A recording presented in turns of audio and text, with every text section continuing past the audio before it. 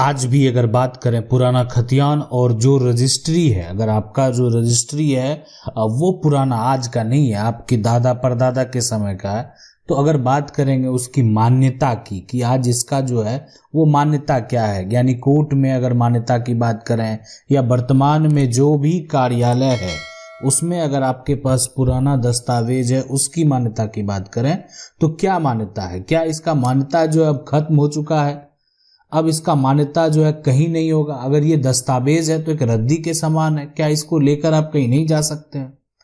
तो देखें, अगर आपके पास पुराना दस्तावेज है, अगर आपके पास वो पुराना दस्तावेज मौजूद है, और अगर आप देखते होंगे कि जब भी किसी प्रकार का जब विवाद खड़ा होता है ना तो आपको बोला जाता है कि आप नया दिखाइए, पुराना क्या दिखा रहे हैं। सही बात है। जब उसी से संबंधित नए रिकॉर्ड आ चुके हैं तो इसका मान्यता जो है कैसे होगा। ये तो आपका पुराना है, ये भी आपका पुराना है। अब इससे संबंधित सरकार के द्वारा नए रिकॉर्ड को जो है, नए इंफॉर्मेशन को, या कह सकते हैं कि नए खतियान का जो है निर्माण करा दिया गया है। अब जो है पुराना रजिस्ट्री है उसके आधार पे नया खतियान बनाया दिया गया है ना। किसी का भी अगर मान लेते हैं पुराना रजिस्ट्री है उसके आधार पे क्या किया गया, खतियान बना दिया गया। हो सकता है कि खतियान जो बनाया गया वो पुराना रजिस्ट्री के आधार पे ना बनाया गया हो, तो वो एक प्रकार की त्रुटि है, समस्या है। लेकिन रही बात मान्यता की, तो जब पुराना दस्तावेज के बदले नया दस्तावेज या पुराना दस्तावेज को देखकर नया दस्तावेज बनाया गया, उसी को जो है पूरा उसी के इंफॉर्मेशन के हिसाब से नए दस्तावेज का निर्माण किया गया, तो इसका मान्यता कैसे हो सकता है। तो इसीलिए जितने भी आप देखें न्यू के जो भी ऑफिसर्स हैं उनके पास आप जाएंगे तो जो आपका पुराना दस्तावेज है, पुराना दस्तावेज का जो मान्यता है वो मान्यता अब नहीं है, वो मान्यता खत्म हो चुका है। यानी अगर आप उनके पास जाएंगे और पुराने दस्तावेज को लेकर जाएंगे तो वहां पर अब उनका जो मान्यता है वो मान्यता अब वहां पर नहीं है। तो सवाल उठता है कहाँ है इसका मान्यता, कहाँ लेकर आप जाएंगे। तो आज भी इसका मान्यता है, और वो मान्यता है यानी कहाँ, कोर्ट में। यानी अगर आपके पास पुराना जो है वो कागजात जो है वो है तो उसका मान्यता जो होगा वो कोर्ट में होगा। अब सवाल उठता है कि कोर्ट में आपको जो है इसको किस आधार पे कैसे पेश कर सकते हैं। समस्या लोगों का यह है कि पुराना खतियान था, नया जो है वो किसी और व्यक्ति के नाम बन गया। अब वो व्यक्ति जो है आपके परिवार का नहीं है, नाम बन गया। अब इसमें जो किसी और व्यक्ति के नाम बना उसमें सारे प्लॉट उस व्यक्ति के नाम पे नहीं गया, कुछ जो है प्रॉपर्टी किसी कारणवश जो है उस व्यक्ति के नाम चला गया। पुराना कागजात के आधार पर जो है आप इसका जो है वो करवा सकते हैं, यानी इसका सुधार जो है वो सिविल कोर्ट में संभव है। आप सिविल कोर्ट में जो है आप पुराना जो इंफॉर्मेशन है, पुराना जो जानकारी है उसके आधार पर उसका सुधार करवा सकते हैं, आज भी करवा सकते हैं। ऐसा नहीं कि अब ये जो है अगर 50 साल पुराना ही मामला है तो भी आज जो है आप इसका सुधार करवा सकते हैं, ये संभव है।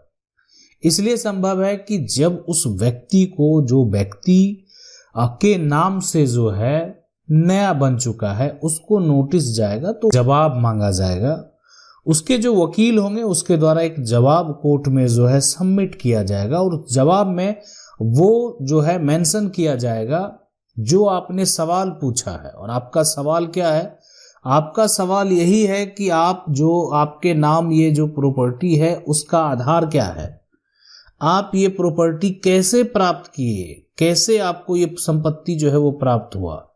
तो ये जो सभी समस्याएं हैं उसको देखने के बाद जो है उस व्यक्ति के पास अगर किसी प्रकार का कोई भी जवाब नहीं है, अब उसके पास जवाब रहेगा तभी तो वो उसके वकील जवाब देंगे, उसके पास तो कोई जवाब नहीं है, तो आखिर में वो ये भी दावा नहीं कर सकता है कि हम इस पे कब्जे में हैं। इसलिए उस व्यक्ति के नाम से गलत जो है एक तरह से दस्तावेज तैयार हो गया और उसका वो क्या किया, फायदा उठा लिया, है ना। मतलब कहने का मतलब है कि वो सिर्फ जो है गलत दस्तावेज के आधार पे क्या किया, फायदा उठा लिया, जो कि गलत है, धोखा करना अपराध है।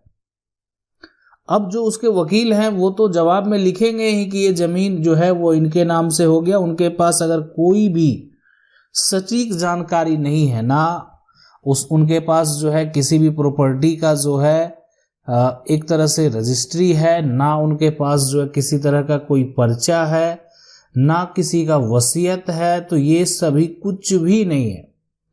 तो आखिर इसका नया जो है उनके नाम बना कैसे? जो उनके अधिवक्ता हैं, वकील हैं, उनके पास इस प्रकार का कोई भी जवाब अगर नहीं मिलेगा, ठोस जवाब अगर जो है वो सबमिट नहीं किए गए, तो ये मामला आगे बढ़ ही नहीं सकता। इसी प्रकार होता है पुराना रजिस्ट्री में। पुराना रजिस्ट्री लोग तो करा लिए, लेकिन इसका दाखिल खारिज नहीं कराए, इसका जो मोटेशन है ना, वो नहीं करवाया। तो दाखिल खारिज प्रक्रिया तो हुआ ही नहीं। आप इसको ऐसे समझ सकते हैं कि आप देखें, सबसे पहली बात कि ये जो प्रॉपर्टी है इसको बेचा गया, है ना, बेचा गया। और यहां पर जो है इसको बेचा कौन? इसको बेचा जो है उसका नाम है सुबोध, और इसको जो खरीदा उसका नाम है विजय। अब सुबोध ने क्या किया कि इसको बेच दिया, और जो किसके पास बेचा? विजय के। ये है खरीदार, है ना। तो अब खरीदार का जो है ये सेल डेट है, ठीक है, पुराना, पहले ये सब हो चुका है। लेकिन ये विजय जो है इसका म्यूटेशन नहीं करवाया। लेकिन बाद में क्या हुआ कि इसका जो है ना राज्य सरकार के द्वारा एक सर्वे किया गया, है ना।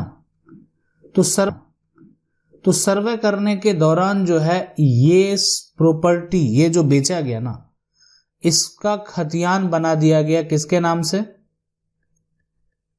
है ना, सुबोध के नाम से। यानी जो विक्रेता था या उसके नाम से बना दे, उसके बच्चे के नाम से बना दे, किसी के भी नाम से क्या कर दिया? खतियान बना दिया। आप समझ सकते हैं कि अब दूसरे के नाम से खतियान बन चुका है। लेकिन रजिस्ट्री किसके पास है? रजिस्ट्री आज जो है विजय के पास है। लेकिन संपत्ति का मालिक कौन बता रहा है? अगर आप सही तरीके से उसको आज देखें तो उसमें जो है सुबोध का नाम दिखा रहा। लेकिन अब सुबोध के बच्चे जो कहेंगे नहीं आपका ये रजिस्ट्री है, ये जाली है, ऐसा भी कर सकते हैं ना कि नहीं आप एक जाली कागजात के, आज तो मैं इसको सरकार को टैक्स मैं दे रहा हूं, मेरी जमीन है, मेरे पास इसका रसीद है, मेरा दावा है। लेकिन क्या ये पुराना जो रजिस्टर है, कभी भी कोई दस्तावेज अगर रजिस्टर्ड है तो उसका मान्यता कोर्ट में होगा, सिविल कोर्ट में होगा। आप अपना दावा पेश करके जो है आप अपनी संपत्ति को, जो भी संपत्ति आपकी है, उसको प्राप्त कर सकते हैं।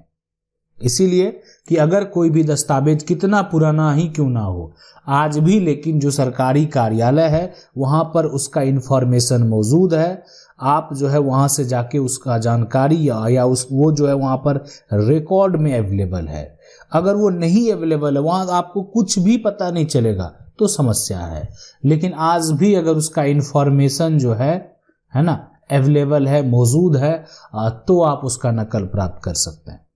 और वो नकल का जो मान्यता है, ठीक है, वो नकल अगर आप प्राप्त कर लेंगे तो उसका मान्यता जो है वो कोर्ट में है, यानी उसको पेश करके जो है आप दावा पेश कर सकते हैं। अब जिसका नकल प्राप्त नहीं होगा, जिसका मान्यता, जिसका नकल ही मौजूद नहीं है, तो इसका मतलब है वो कागजात जाली। अब ये अगर सेल डीड है और इस सेल डीड का कोई भी नकल मौजूद नहीं है, तो इसका मतलब ये स्पष्ट होता है कि इस प्रकार का जो सेल डीड है वो जाली सेल डीड है।